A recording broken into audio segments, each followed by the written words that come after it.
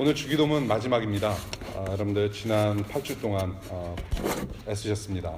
여러분들의 기도 생활이 얼마나 임프루브가 됐는지, 얼마나 발전됐는지 참 궁금합니다. 우리의 삶에서 그 열매가 나타나시기를 바랍니다.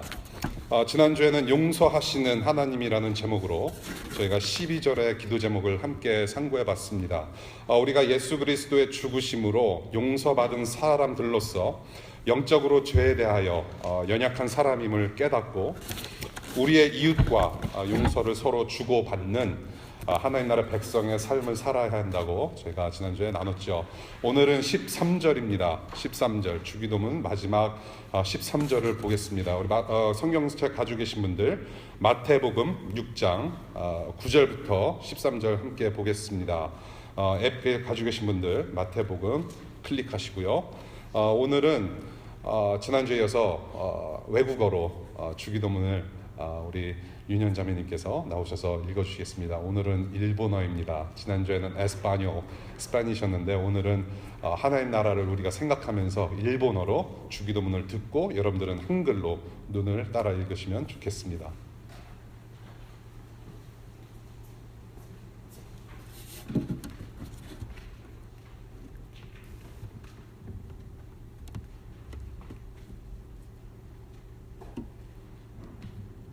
읽겠습니다.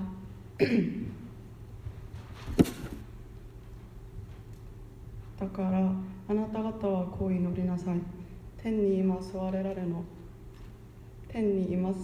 の父よ、皆が崇められますように、御国が来ますように、御心が天に行われる通り父にも行われますように。私たちの日ごとの食物を今日もお与えください。私たちに負債のあるものを許しましたように、私たちの負債をもお許しください。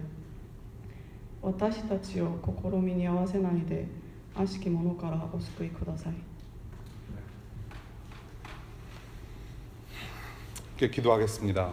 하나님, 지금 우리가 하나님께서 은혜로 내려주신 일본어로 주기도문을 들었습니다. 주님께서 가르쳐 주신 기도를 들었습니다. 하나님, 이 언어로 하나님을 하나님으로 고백하며 인정하며 예배하는 민족을 굽어 살펴주시고 긍휼히 여겨주시고 주님 다시 오시는 그날 우리 모두 함께 하나님을 찬송하는 그 영광의 날 보고 싶습니다. 그날을 향하여서 저도 쉬지 않고 열심으로 하나님을 사랑하며 서로를 사랑하며 그렇게 살아가는 하나님 나라 백성들로 주님 세워주시기를 간절히 기도합니다. 하나님, 이 시간 저희들 말씀을 대하면서 그냥 듣는 것이 아니라 우리 삶의 열매가 나타나야 되겠습니다. 그냥 지식적으로 듣고 마는 그런 말씀이 아니라 우리의 삶과 우리의 영혼이 바뀌는 그런 말씀이었으면 좋겠습니다. 성령 하나님 도와주십시오. 전하는 자나 듣는 자나 성령 하나님께서 도와주시기를 간절히 구합니다. 예배 마치는 이 시간까지, 끝나는 시간까지 주님께서 홀령 받으시며 주인 되어주시고 주인공 되어주시기를 기도하며 예수님 이름으로 기도합니다. 네.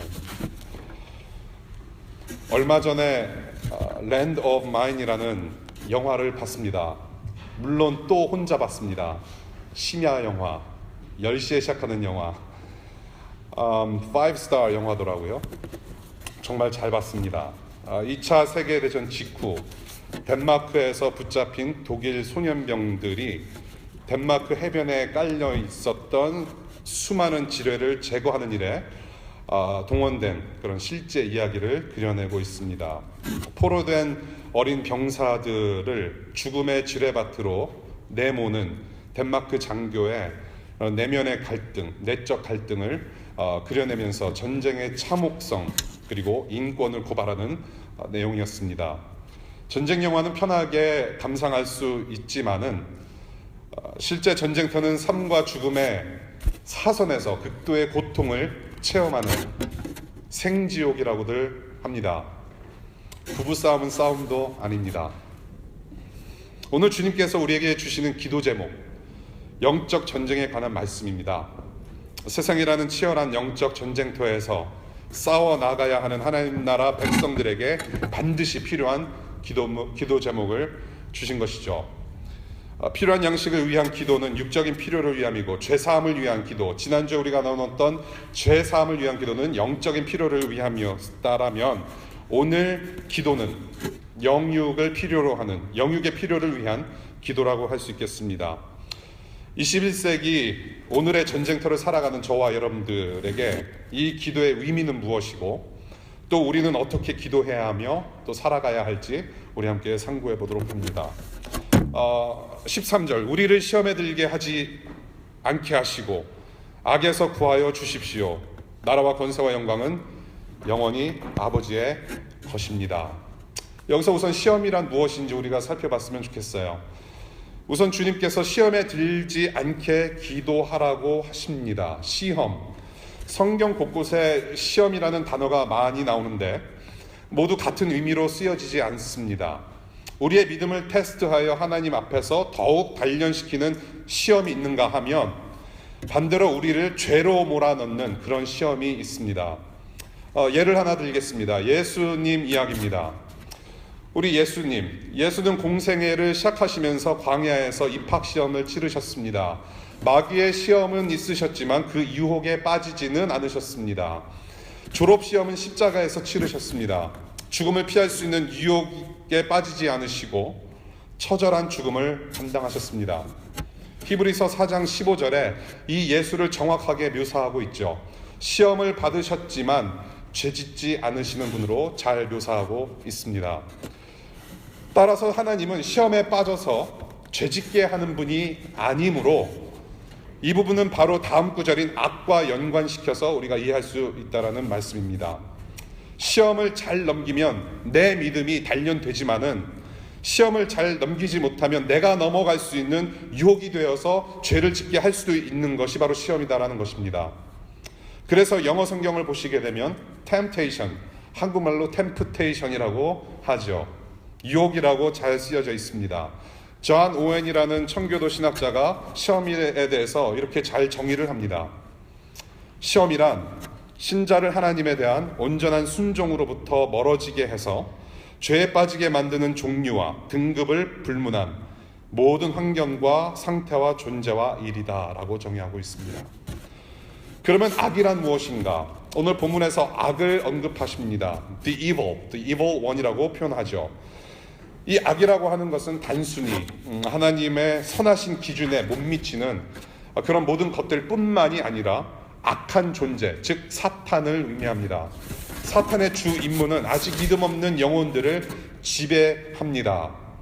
베드로전서 2장 2절에 그 내용을 볼 수 있습니다. 그때 여러분은 허물과 죄 가운데서 이 세상의 풍조를 따라 살고 공중의 권세를 잡은 통치자, 곧 지금 불순종의 자식들 가운데서 작용하는 영을 따라 살았습니다. 또한 사탄의 임무가 또 하나 있습니다. 믿음 있는 성도들을 죄에 빠지게 하여 하나님을 대적하게 만들므로 하나님과의 관계를 단절시킵니다. 이간질시킵니다.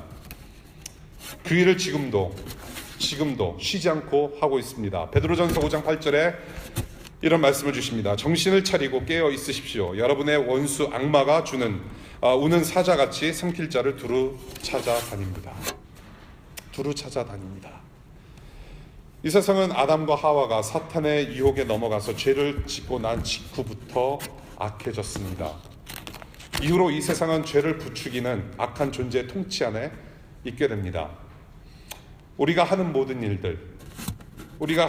일들에 선한 것이 하나도 없습니다. 그 가운데 영으로 죽어있던 우리에게 하나님의 아들 예수께서 와주셔서 악한 왕의 통치에서 끄집어내어 주심으로 저와 여러분들을 모두 구원해내셨습니다. 그래서 우리는 하나님의 거룩한 성도로서 하나님 나라를 살아가는 존재로 변화되는 복을 지금 누리고 있습니다. 그렇지만 여전히 유혹과 죄악이 활개치는 아직 완성되지 않은 나라를 살아가고 있는 중이죠. 그래서 우리 주님께서는 이 기도를 오늘 하게 하십니다. 우리를 시험에 들지 않게 하시고 악에서 구하여 주십시오. 하나님 나라가 완성되는 그날, 우리 예수께서 다시 오시고 사탄과 마귀들이 영원한 형벌에 들어가는 영적 전쟁의 종식을 보는 그 영광의 그 날은 분명히 올 것인데, 그날을 맞이하기 전까지 너희는 영육으로 죄짓기 쉬운 나약한 존재들임을 인정하라. 너희 스스로 시험과 악의 문제를 이겨낼 수 없으니 하나님께 보호를 요청하라. 세상에 유혹이 많고 피할 수 없는 시험들이 참 많으며 사탄이 지배하는 이 세상의 가치와 모든 악한 것들에 굴복하지 않고 이겨낼 수 있도록 기도하라. 그 거룩함으로 이 악한 세상에서 하나님 나라를 일구어 가라 하시며 기도하게 하셨다라는 것입니다. 그것이 오늘 주님께서 오늘 우리에게 주신 기도 제목의 의미라고 봅니다. 하나님 나라를 살아가는, 하나님 나라 백성으로서, 자녀로서 이 세상을 살아가는 21세기 영적 전쟁터의 한복판에 서 계시는 여러분들, 주님께서 다시 오시는 그날까지 계속되는 이 잔혹한, 눈에는 보이지 않지만 또한 눈에 보일 수 있는 그런 아주 잔혹하고 힘들고 어려운 이 현실이 여러분들 피부로 느껴지십니까? 영적 전쟁이라는 것이 여러분들 보이십니까? 생각이 나십니까? 지금 이 시간에도 세상 저편 어떤 이들은 구원자 예수를 믿는 신앙을 지키기 위해서 자기 목에 칼이 들어오는 것을 피하지 않습니다. 모진 핍박과 또 회유의 유혹 속에서 예수를 버리지 않고 복음을 위한 고난을 살아내는 사람들이 있습니다. 중동의 우리 성도들 이야기입니다. 그들에게는 이것이 영적 전쟁입니다. 저와 여러분들이 경험하는 영적 전쟁은 무엇입니까? 단기 선교팀을 이끌고 태국에 들어가서 불교 사원 앞에서 땅밟기 기도하면서 기타 치며 찬양하는 것이 과연 영적 전쟁일까요? 당군 동상을 훼손하고 지하철에 앉아있는 스님에게 예수천당 불신족을 외치며 개종을 강요하는 것이 과연 영적 전쟁일까요?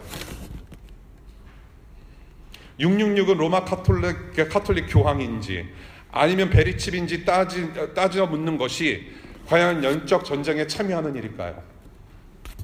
내가 오랫동안 고대했던 꿈이 이루어지지 않는 이유가 사탄의 계략이고, 따라서 암흑의 세력이 나의 출세를 가로막지 않고 내 꿈을 하나님께서 이루어 주시도록 밤낮 울부짖는 것이 과연 영적 전쟁인가요?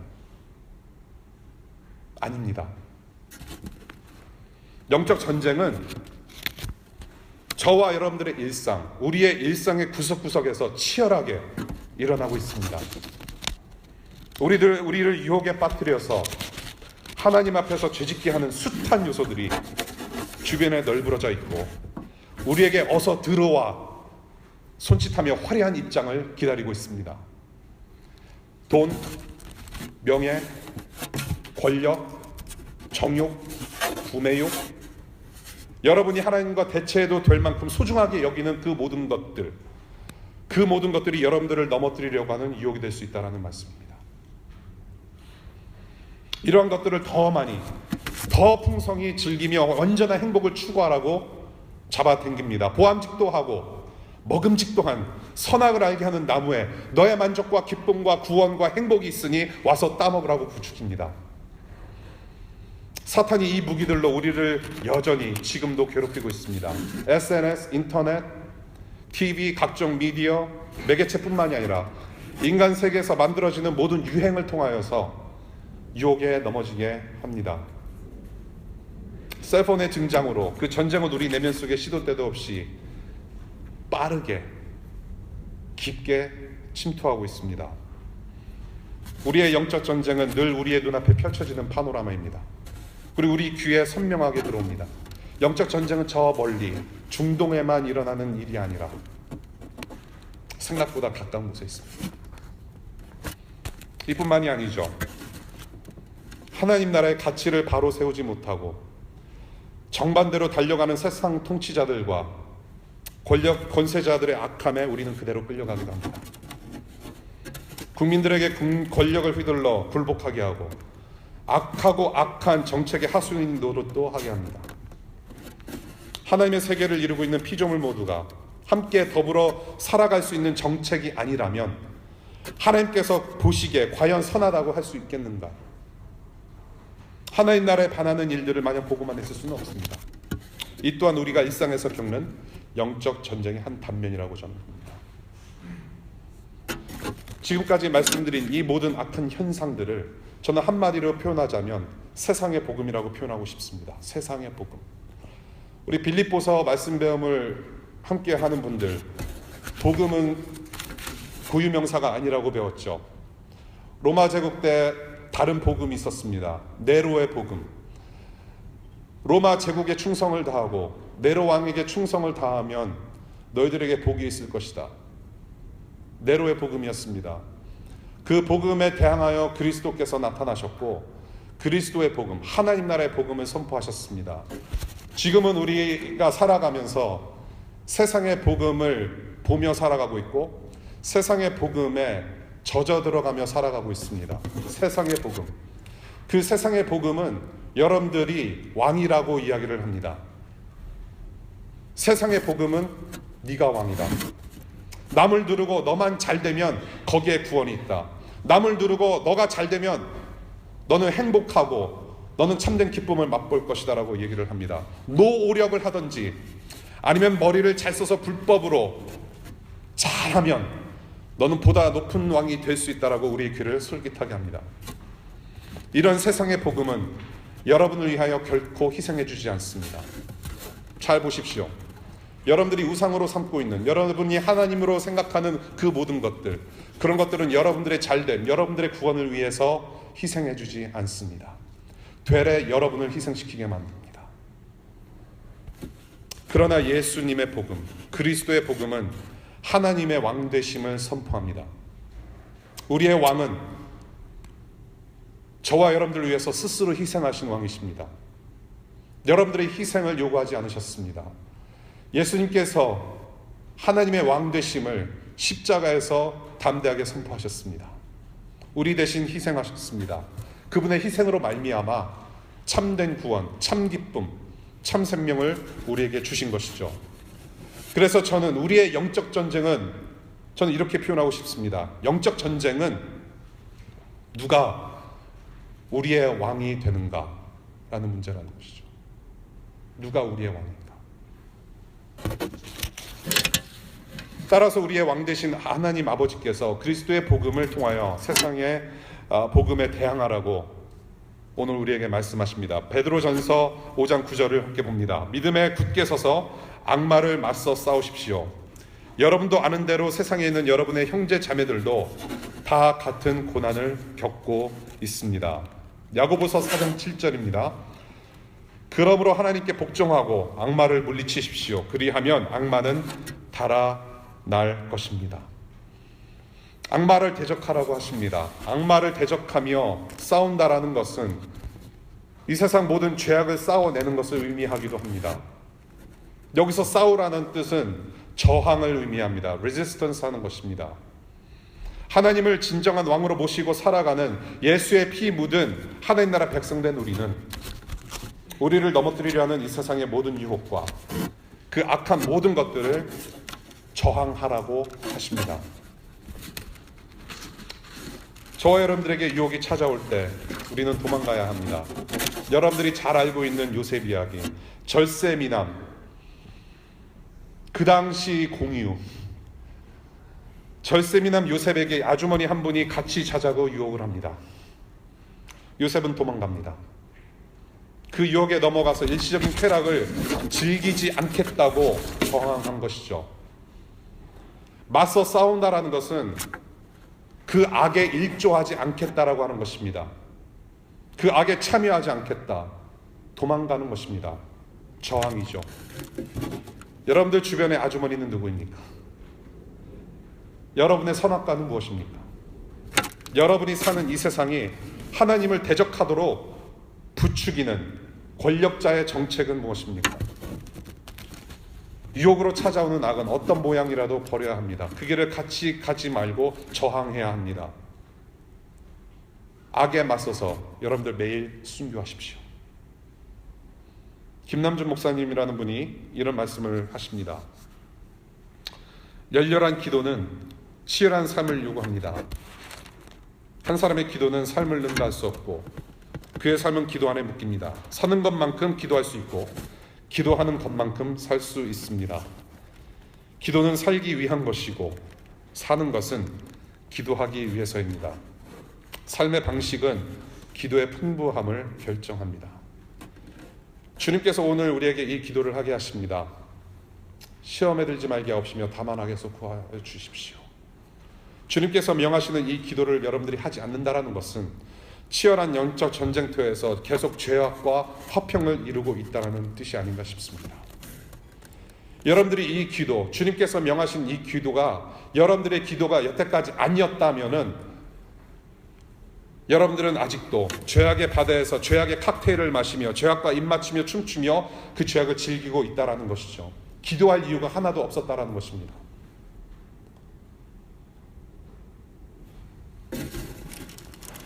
DC2DC 가족 여러분, 오늘 한 주를 시작합니다. 오늘이 영생의 시작인 첫날입니다. 우리는 하나님께서 부르신 성도들로서 하나님 나라라는 비전을 바라보며 우리 함께 모여서 예배도 하고 말씀도 배우고 기도도 하며 같이 밥도 먹습니다. 이 DC라는 잔혹한 영적 전쟁터에서 그 하나님 나라를 구체적으로 실현해내기 위해서 DC2DC, Disciples of Christ, District of Columbia to Disciples of Christ, 그 사명을 가슴에 새기고 복음의 게릴라로서 우리의 삶의 현장에 계속 침투되고 있습니다. 우리는 세상 안에서 살고 있지만 세상에 속한 사람들이 아님을 명심해야 합니다. In the world, 세상에서 살고 있지만 not of the world, 우리는 세상의 사람들이 아닙니다. 우리는 누구의 사람입니까? 그 질문에 여러분들 답하실 수 있는 여러분들 되시길 바라요. 그것이 가장 중요한 일이 아닌가 싶어요. 하나님 나라 백성 되신 사랑하는 DC 가족 여러분들, 예수님 십자가의 예수를 기억하십시오. 이미 십자가에서 죽으시고 부활하심으로 악한 세력들을 다 이겨내셨습니다.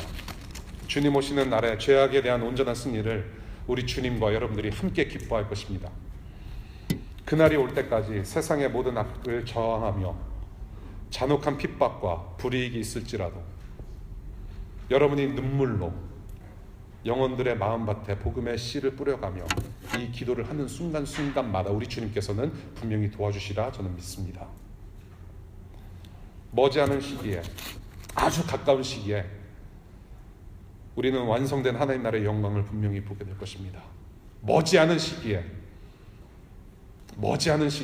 우리 예수님 다시 오십니다. 그 하나님의 역사를 믿고 우리가 기도할 때 대개 나라와 권세와 영광이 아버지께 영원히 있습니다. 아멘. 이것이 현실화되는 세상을 우리는 살아가게 될 것입니다. 아멘. 기독교인들이 기도 끝나면서 하는 말 아멘. 그 아멘은 무슨 뜻인가요? 그렇게 될 것입니다. So be it. 아멘은 기도의 마침표가 아니라 기도의 끝남을 표시하는 그런 주문이 아니라 이 아멘은 이 세상을 향해 파병되는 하나님 나라 백성들의 행진곡입니다. 오늘 말씀 마칩니다. 우리 다 같이 다시 마태복음 6장 9절부터 13절까지 우리 같이 합독하고 정말로 이 주님께서 가르쳐 주신 기도로 기도하며 이 세상을 살아가며 하나님 나라를 갈망하며 기다리는 저와 여러분들 되었으면 좋겠습니다. 우리 다 같이 주기도문 어떤 버전을 가지고 계시든지 우리 다 같이 읽겠습니다. 시작. 그러므로 너희는 이렇게 기도하여라. 하늘에 계신 우리 아버지, 그 이름을 거룩하게 하여 주시며 그 나라를 오게 하여 주시며 그 뜻을 하늘에서 이루심같이 땅에서도 이루어 주십시오. 오늘 우리에게 필요한 양식을 내려주시고 우리가 우리에게 죄 지은 사람을 용서하여 준 것 같이 우리의 죄를 용서하여 주시고 우리를 시험에 들지 않게 하시고 악에서 구하여 주십시오. 나라와 권세와 영광은 영원히 아버지의 것입니다. 아멘. 기도하겠습니다.